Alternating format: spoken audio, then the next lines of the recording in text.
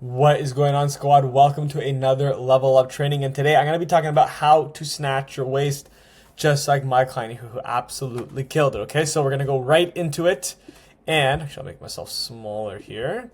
Okay, so who is she, right? Shireen works for a legal firm and is training to be a police officer, all while running her makeup business. Okay, so she's a busy person. She works close to 60 hours a week, if not more. She still manages to prioritize her family and goes to events, right? For a lot of us, family, friends, living your life, it is very important. And a lot of us don't want to give up that part of our life to achieve certain goals. You don't have to. It's just about managing your priorities and managing the time that you allocate towards what you're doing, because you don't have to spend hours in the gym, right? She struggled with knowing what to do in the gym and how much she should eat. Okay, so now she has a plan laid out so she could reach her goals without being worried about if she's doing the right thing. A lot of times when people want to get into a fitness journey, part of the hesitation is, am I wasting time? Am I wasting my breath trying to do all of this work? Am I wasting my time trying to do these things that are not going to help me? So I obviously helped her get out of that mindset because I gave her the plan of action, okay? But again, she works a lot of hours, but she's not giving up time with family and friends, okay? Step one is workouts. So she did 4 days a week. You could do 3. She did 4 because she really wanted to. She is a beast. She is a tank. She just does what she needs to do and gets it done, okay? So 4 days a week. You could do 3. Started with light cardio 2 times a week, 45 minutes of strength training. She moved into 3 to 4 days of cardio, but shorter spouts. So she was still doing 45 minutes, 4 days a week of strength training, but then she added a little bit more cardio, right? For that was specifically to help her with her police training, right? Making sure she had enough stamina and endurance for it. You don't have to do that, but she did it. Her lifestyle changed with more activity as well, right? Because a lot of times it's hard to be in momentum or feel like, you can reach your goal because throughout the day you're already low energy. You don't want to move and you don't want to add more into your routine. But I promise you, just like for Shireen, when you add more activity or movement into your day, and you don't even have to start with 45 minutes. You can do 20 minutes. You have to do something that matches your lifestyle. But if you start with 20 minutes, it's better than 0. You're giving your body that ability to feel what it's like to move, to feel what it's like to be healthy. So if you could just start to move, you're going to end up moving for a lot longer, and it's going to get you to the goals you want to, okay?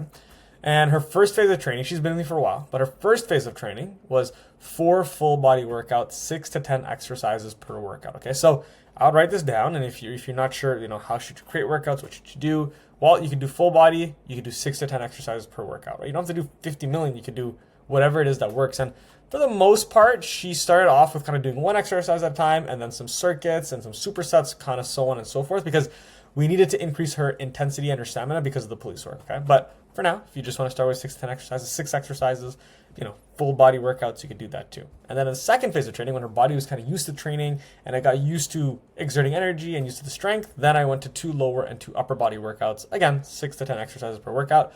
The reason I don't always start, depending on where you're at in your journey, I don't always start with lower and upper specifically because it gets more sore, right?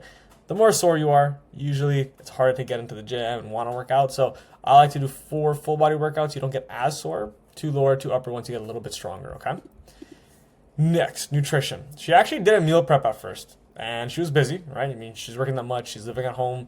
Her schedule was packed, so she took what she could from home, right? Maybe something her mom made, or parents, or whatever it is. So she had protein shakes ready to go, right? I mean, at the end of the day, the big thing that you need to focus on, especially when you're getting into your journey, especially the nutrition part, is protein. Protein will help you build muscle. Protein will keep you full, so it can help you stay in your calorie deficit. There's only benefits to protein, so you might as well take it.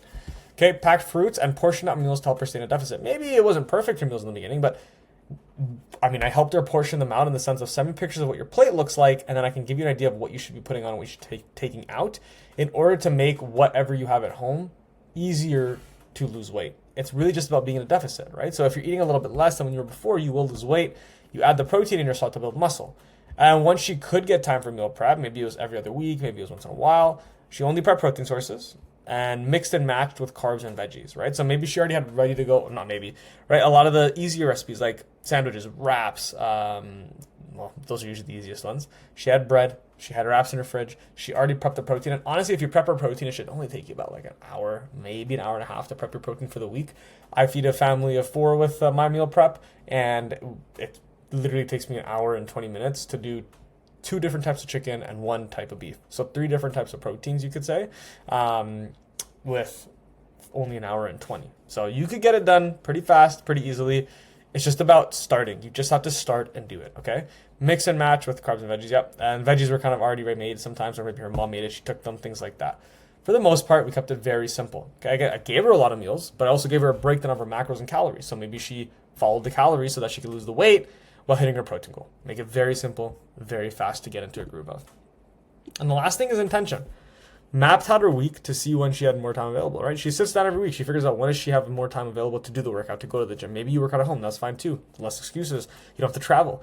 Okay, you know what? I'm going to work out on Monday, Tuesday, and Saturday this week because you know what? Those are the days that I just have the least amount of things going on. Great. Do it on those days. Less excuses. Prioritize work, then workouts before everything else. If you have a kid, it's obviously kids, work, and workouts, or however you want to do it. But those three are usually a priority if you have kids. If you don't have kids, less of an excuse, okay? Work and workouts before anything else. You're going to have time for friends. You're going to have time for family. She had time for friends and family still, right? She goes to a lot of the events, hall events, family things at houses, things like that, picnics, all these stuff. She still did it. She just did it after the fact of prioritizing her own self, right?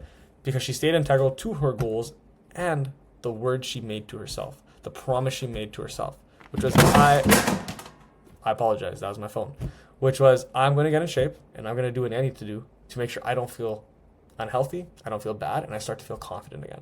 So again, you stay integral to your goals and your word to self, and you will reach the goals that you want to reach.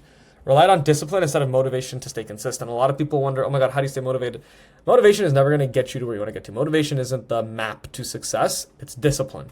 But discipline comes from second nature habits, right? So you can create these habits over time. You just have to start with one.